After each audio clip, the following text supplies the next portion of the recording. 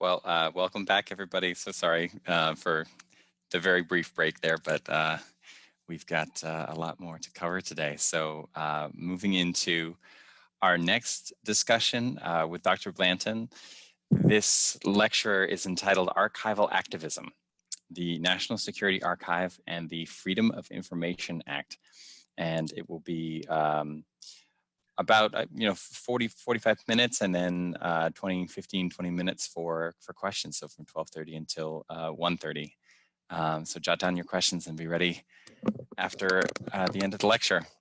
And once again, thank you very much, Dr. Blanton. I pass the microphone over to you. Thank you. Thanks very much. I would say not only think of your questions to ask, but think of what documents you would most like to get out of the United States government, because that's what we do, is we file these thousands of freedom of information requests and declassification requests, and we open the secret files for all researchers, the public, journalists, you name it.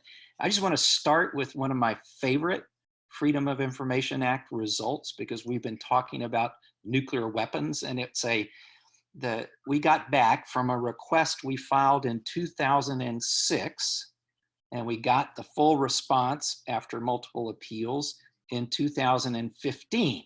So don't have a lot of hope that you're going to get a response if it's about nuclear weapons to your Freedom of Information request in time for you to write your master's thesis, but maybe in time for your dissertation, or maybe the book that you're going to write out of your dissertation afterwards, but it takes a while. But we got a stack, it was about 800 pages, Xerox, of a printout from the Strategic Air Command. And to my knowledge, it's the only nuclear war plan that has yet been declassified. And it was the Strategic Air Command plan that was in effect going into the Cuban Missile Crisis. They were the bombers. They were just getting missiles into the arsenal, ICBMs. And this was done for 1959. And what was most remarkable for me was not so much seeing that there were going to be 179 A-bombs and H-bombs dropped on Moscow in the event of hostilities. Think about that, 179 bombs. Think what one did to Hiroshima, right? But it was Moscow, so it was the center of all evil in the universe, so to speak, for these nuclear war planners. The most amazing one was East Berlin. There were 91 nuclear bombs targeted on East Berlin. It's as if no one told the war planners there's this place called West Berlin, and a bunch of Americans are there, and some Brits and some French, and they're our allies. And what's going to happen when you got 91 bombs coming in on the East? And the more we looked into this war plan, the more you come to understand how the insanity of the nuclear arms race took place. These planners were working in a closed, hermetically sealed, top secret compartment, code words, as they're planning how to fight a war that would end human civilization as we know it. And they would get a new piece of intelligence. Oh, there's a railroad yard in this part of East Berlin. Let's put a bomb on it. Oh, there's a factory producing some steel elements for railroad cars. Oh, we got to put a bomb on that. Oh, we've just discovered that the Stasi have moved their headquarters out here in East Berlin, further away. That's their intel. We have to put a bomb on that. So they accreted these levels of bombs to a level of true insanity. That's what drove those incredible numbers, both in the Americans and the Soviets, that got us to, what was the peak number, 70,000 roughly nuclear warheads, each bigger than the one that destroyed Hiroshima, in the world's stockpiles. And I think that's partly what drove the Gorbachev and Reagan conversations, some knowledge of how crazy this was. But this war plan actually showed how they did it. And what we now know from the documents is there was no adult supervision to nuclear war planning. It wasn't until the H.W. Bush administration in 1990 that civilians in the Pentagon were even allowed to see the ongoing war plan, the strategic integrated operational plan.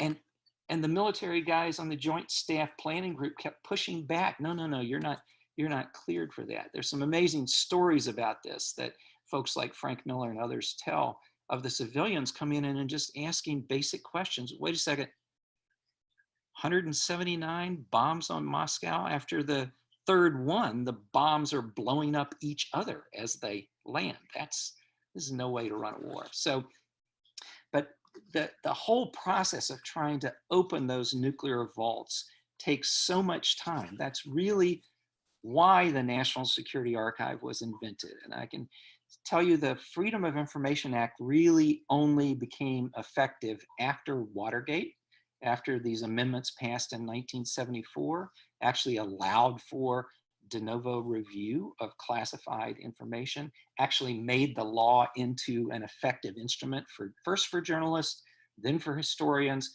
and then even for citizens. And over that following about 10-year period, there was a flood of documentation that came out of the Freedom of Information Act. And the founding of the National Security Archive was at that 10-year mark in about 1985. Really, and there's two stories about our founding. One, these two journalists, Raymond Bonner of the New York Times and Scott Armstrong of the Washington Post, had each filed Freedom of Information requests about hugely controversial subject, the wars in Central America, specifically El Salvador.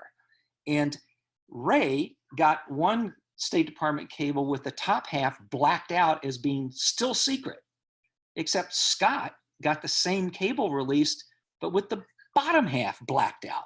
And when they put them together, you could actually read the whole cable. And what were they trying to hide? They were trying to hide this really uncomfortable fact that the death squads that were rampaging in El Salvador in the mid-1980s were being described by Washington policymakers as a bunch of extremist elements. But in fact, they were actually units of the Army and the police force, which the American taxpayers were paying for about $1 billion a year at that point, 1984, 1985.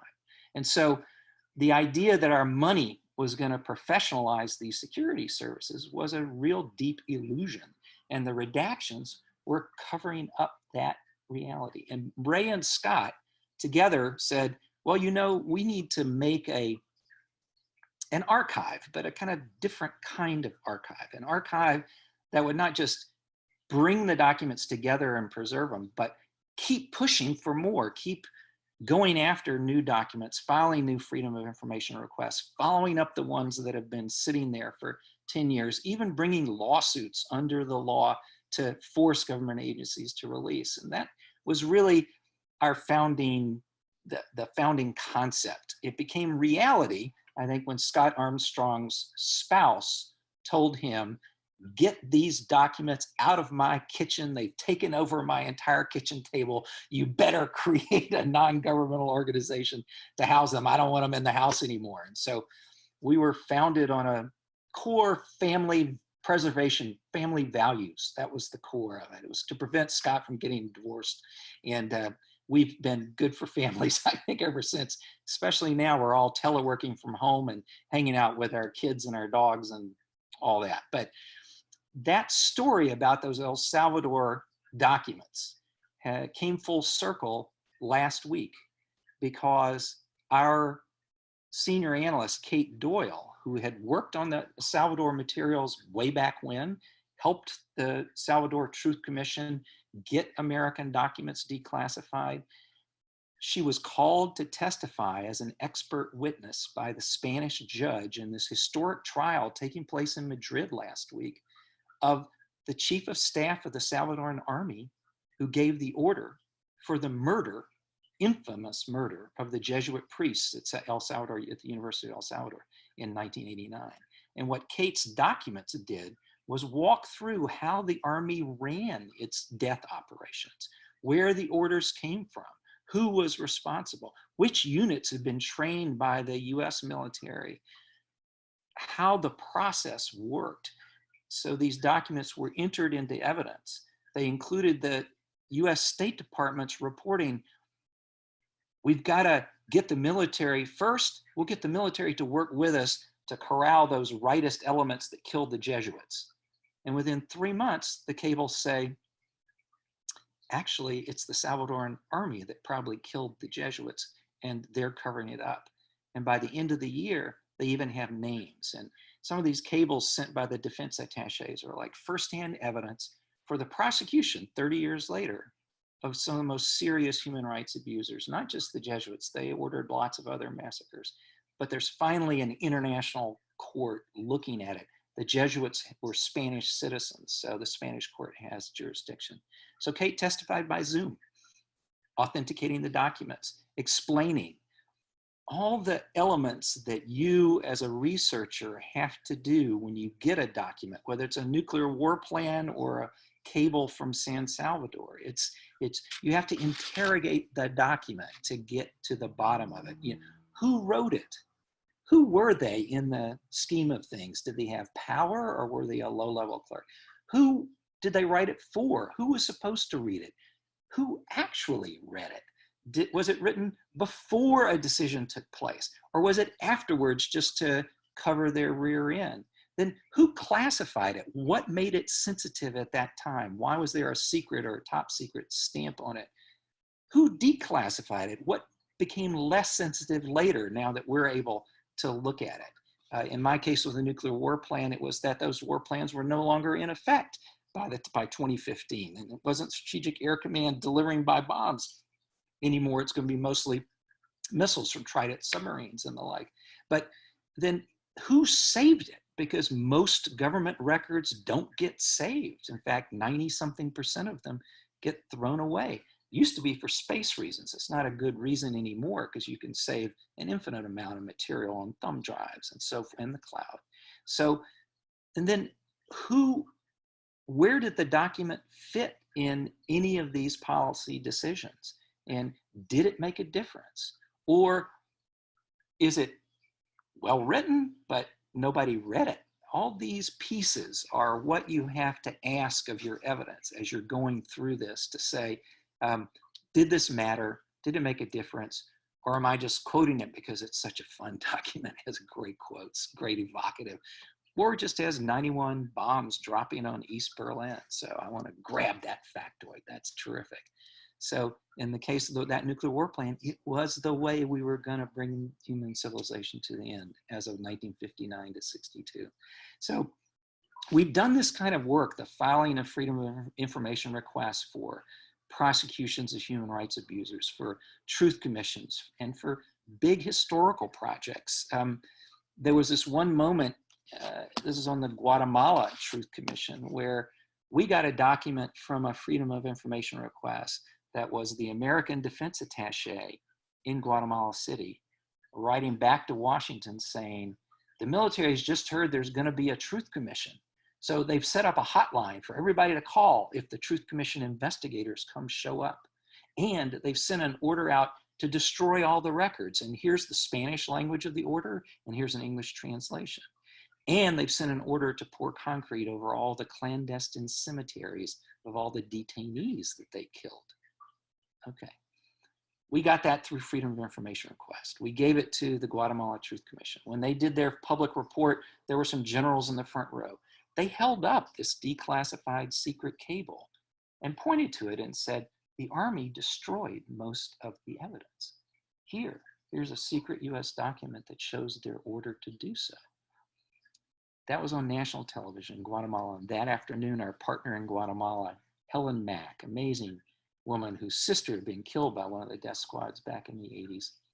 She made it her lifetime cause to pursue those guys. And she gets a call at home, and it's a sort of a deep and somewhat dark voice. And the voice says, I saw that order to shred the documents. It was on TV today. Well, I was one of the people who carried out that order, but I saved a couple of items.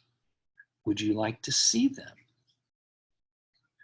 Helen calls Kate, calls me. We all think this could be a setup. Who knows what is going on here? He said, okay, meet the guy, but in a public place, Sheraton Hotel coffee shop. This retired military guy comes in with a backpack and pulls a ledger, a little accounting ledger, a little bit bigger than a regular notebook, out of his backpack. Helen opens the pages, and in there are little biographies of suspected guerrillas, leftists, union organizers, university professors, and young activists. And next to each bio was a photograph that clearly, of that person, clearly cut out of their identity card. It took us 3 months to authenticate this thing. It turned out to be a productivity report from a death squad. When they killed one of these people, they cut out their ID card and taped it onto the page. It's an extraordinary document that just reeks of murder. It took us weeks to figure it out. We cross-tabbed with press reports, with missing person reports. 183 people are in this book, The Death Squad Diary. For most of their families, getting this thing published was the first time they knew what had happened to their loved one. Their father or mother had gone off to the university that morning to teach and never came home. Body was never found. And this book documented what happened to them. Later on in a trial, the judge asked the question, well, why would this unit keep this kind of thing? And it reminded me of those interviews I think Gitta Salini did with the former Nazis after World War II. And she asked them, why would you keep all those records from the death camps of people that you killed, and how many people came in on the train, and how many people did you separate out to be laborers?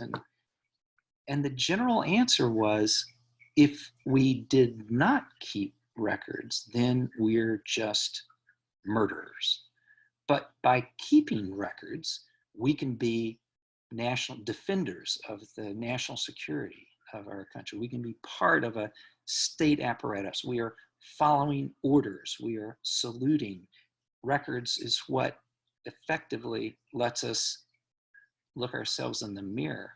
Horrifying to me, but this is the kind of evidence the Army had shredded. And we got it because of this leveraging effect. A good Freedom of Information request, a cable declassified written by a defense attaché, Truth Commission use, and then the appearance of this Death Squad Diary. It's now the subject of ongoing human rights prosecutions in the Inter-American Human Rights Court in Costa Rica. It's an amazing, in many ways, story, because it also implicates the United States. This unit, this death squad, was set up.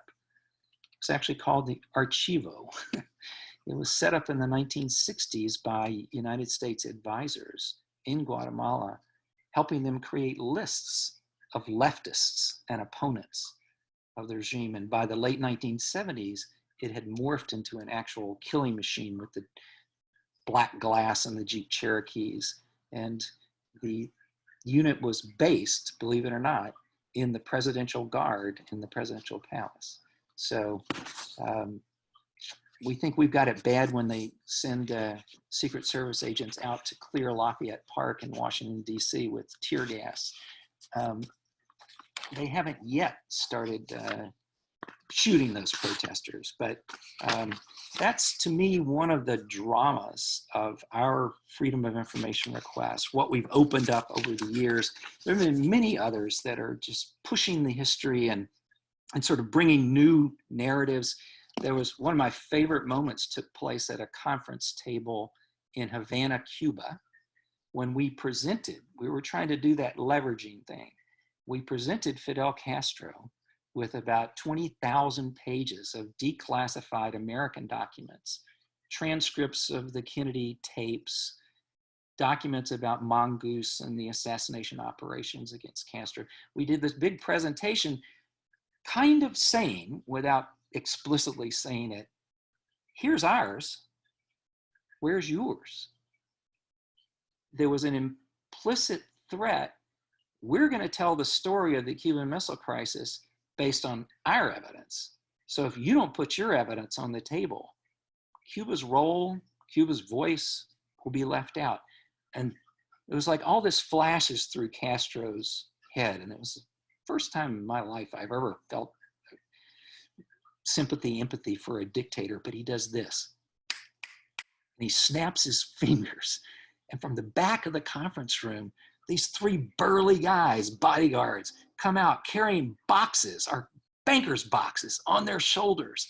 And they plop them on the table in front of Castro. And he opens up the cardboard and he's sort of thumbing through the little files there. And he's, oh yes, here's the letter that Khrushchev wrote to me apologizing for pulling out the missiles without even talking to me first.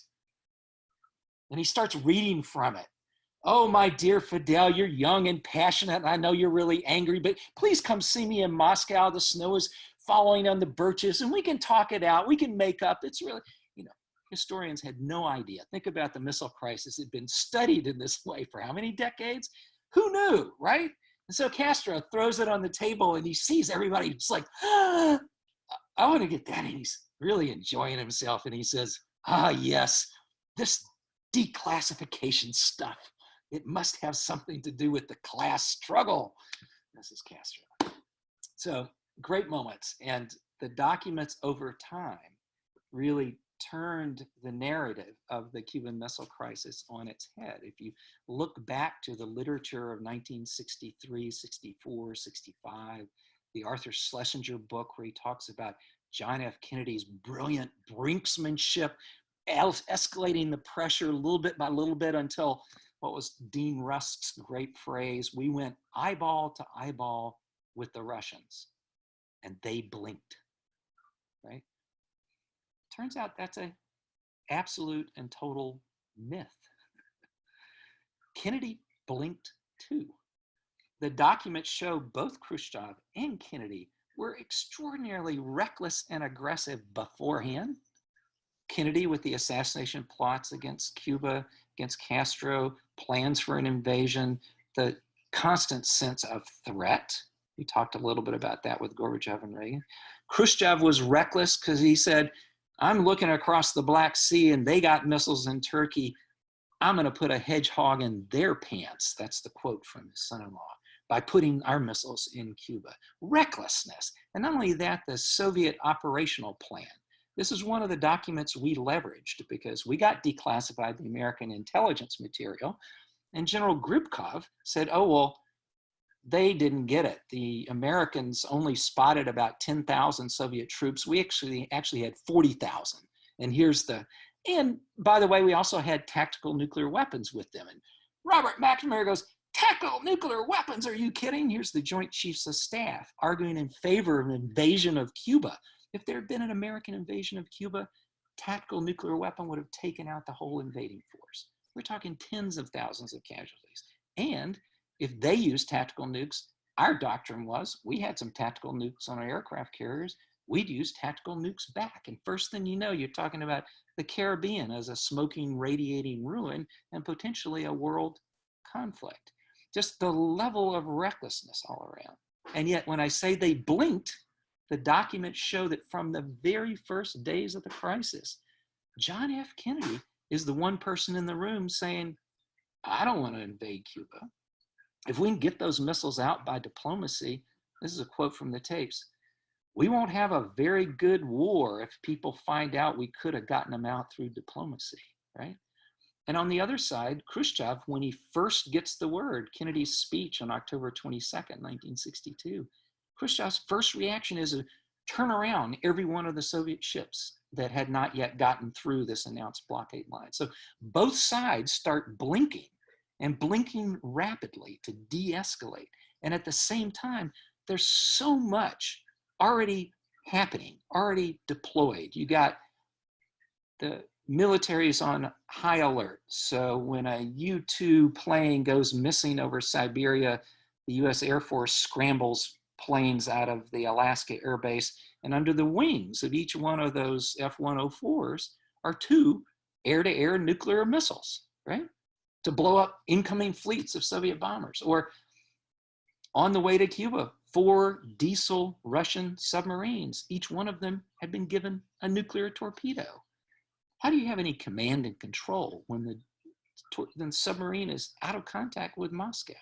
And you got the Americans dropping little depth charges on them, right? I mean, this is the sense that both Kennedy and Khrushchev got, that we can see it in the transcripts of the tapes and we can see it in the Politburo notes, is things were out of control and they had to de-escalate, cut a deal. Bobby Kennedy ultimately cuts a deal with Dobrynin.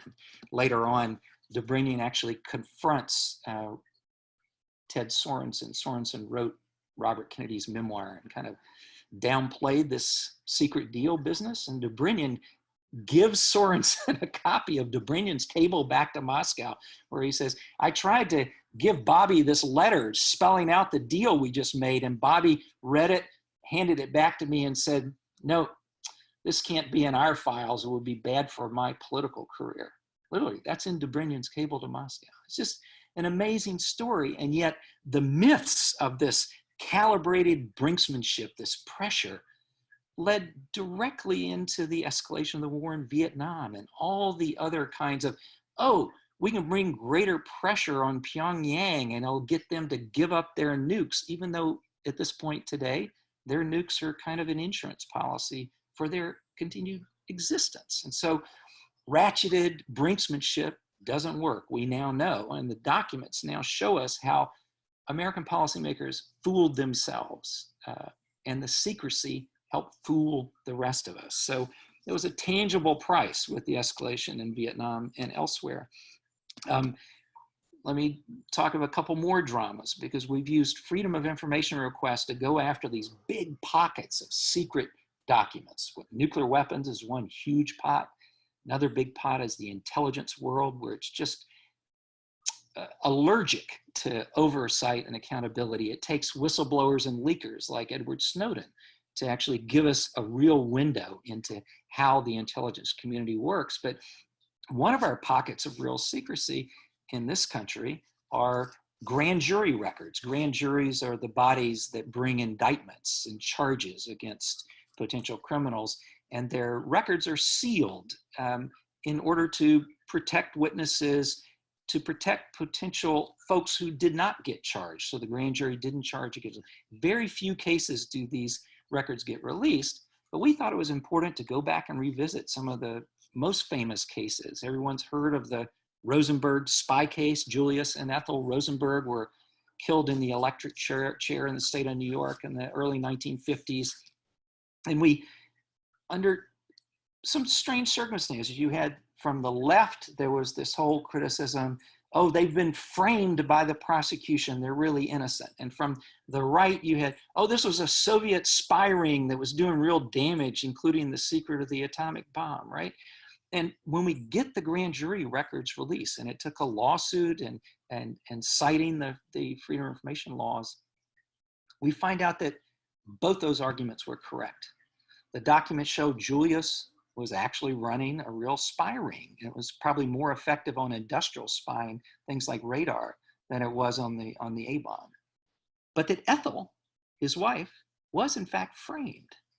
And she was framed by her brother, which adds whole other levels of drama and dimension. Her brother's testimony to the grand jury was, oh, Ethel didn't have anything to do with it. It was actually my wife who typed up all the notes for Julius.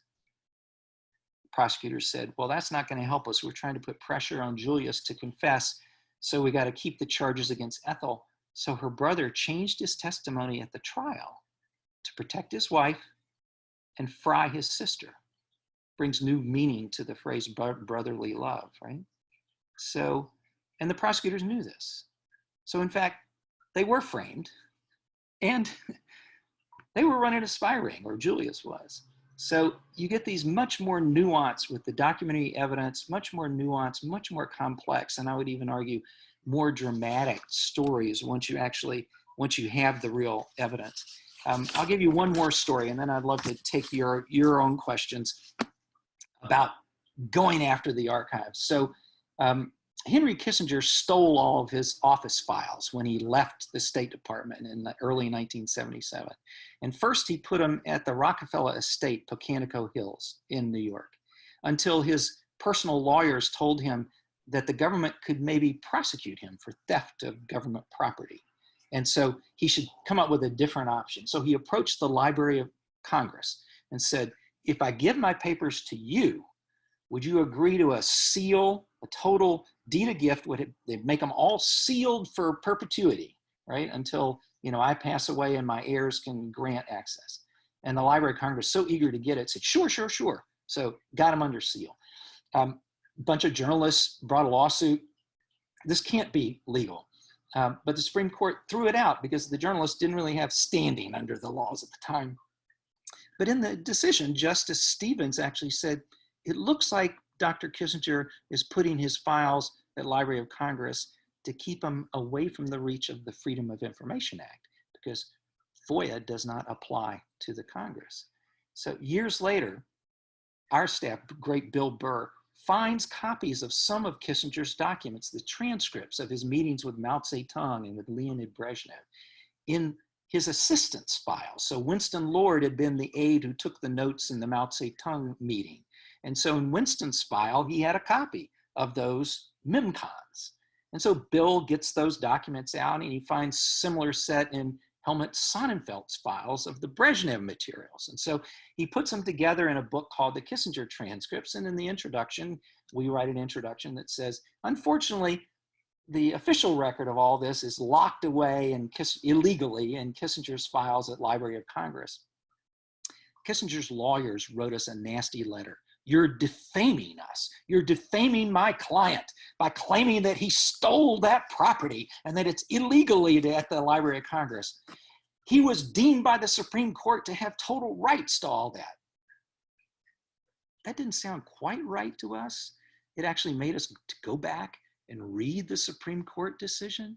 And we found Justice Stevens' little comment, looks like he's going there to hide this stuff from the Freedom of Information Act. So we say, maybe we can't sue Kissinger because Supreme Court said didn't have standing, but we should sue the State Department because they should never have let him steal that stuff. They abdicated their duty under the records laws to save those records. And so we got a pro bono law firm and we wrote up a draft complaint. We sent it as a courtesy to the State Department legal advisor. And the next day we get a phone call. Could y'all come in and chat before you file this case? We go in, we're sitting in the office of William Howard Taft IV. This is a guy whose grandfather had been a president, another guy had been Chief Justice of the Supreme Court. He's the legal advisor under George W. Bush. And Taft says to us, I've been reading your complaint and I actually think you may be right as a matter of law, but would you do me the courtesy of not filing the lawsuit until I have a chance to write to Dr. Kissinger? Because we may be able to settle this thing without litigation. And our lawyers say, can we go out in the hall and have a little chat about this? We go out in the hall and our lawyers say to us, this is great, because if he's going to write to Kissinger and Kissinger says no, we can get a copy of that letter and put it in the court file. And then we've got the judge, the State Department, all on our side. We'll win. We said, okay, all right, we'll hold off. We won't file the complaint. Go ahead and write Dr. Kissinger. And I think when that letter came into Kissinger's office, he showed it to his law firm. Law firm looked at it and said, OMG, State Department says we're wrong. Uh-oh, yeah, you better agree. And so Kissinger cuts a settlement. And these documents come in. And we start going through them and pulling other of the, especially the Chinese material. So this is great. So we have a colleague, Chinese-American professor, teaches at University of Virginia, but he goes back to Shanghai every summer and teaches at Shanghai Normal.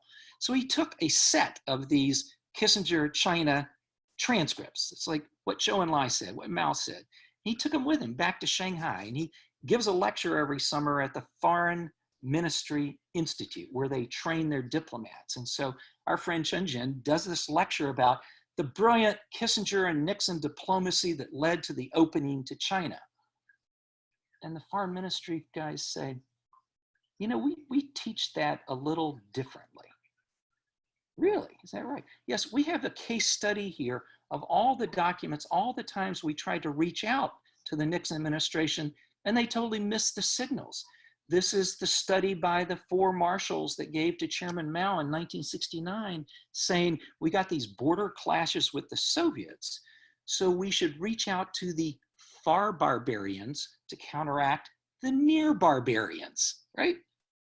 In other words, the Chinese teach this history as their brilliant diplomacy succouring Nixon and Kissinger into coming to China and paying tribute to the emperor. I mean, Mao didn't go to Washington. The Americans came to him. There's even instructions in the foreign ministry case study of how many steps Nixon should take from the foot of the airplane ladder to where Zhou Enlai is standing with his hand outstretched to replicate the march of a barbarian chieftain in the 11th century coming to pay tribute to the emperor. Now, this was totally over all the Americans' heads, but most of the Chinese knew their history. Oh, that's what we're seeing here, right?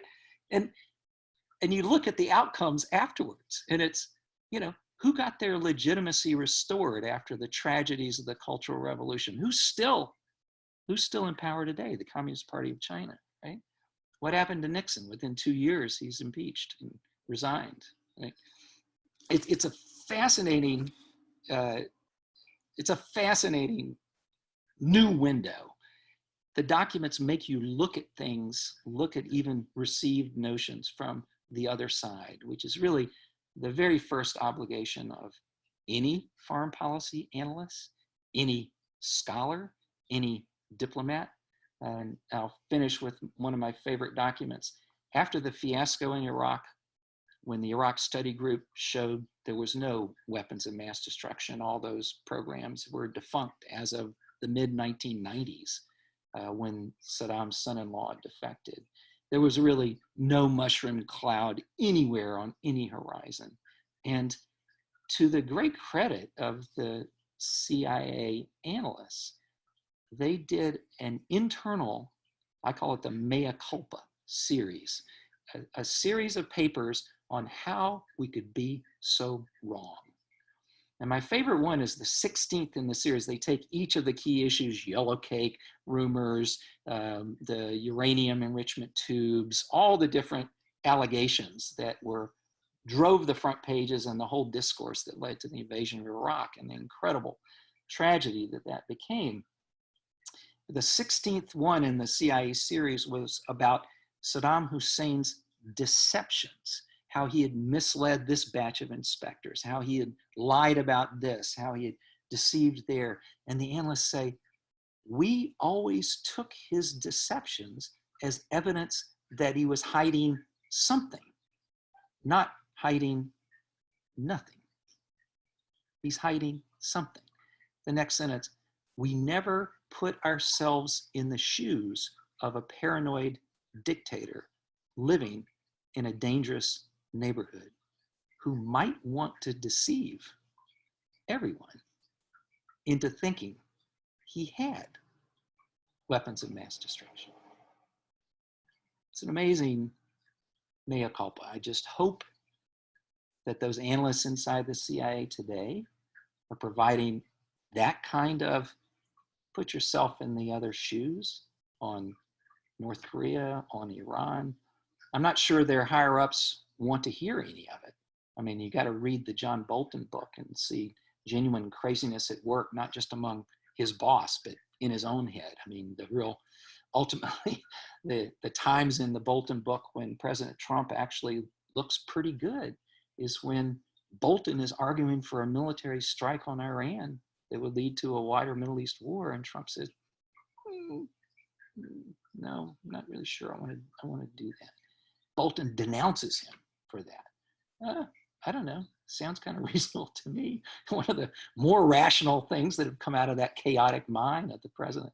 But it's a fascinating, when you get into the documents and you get at that underlying evidence and you put yourself in the shoes of the other, you're a long way ahead in your analytical work, your scholarly work, and I hope in your careers. So I'd love to take your questions. I can talk for hours. We have 30 other big projects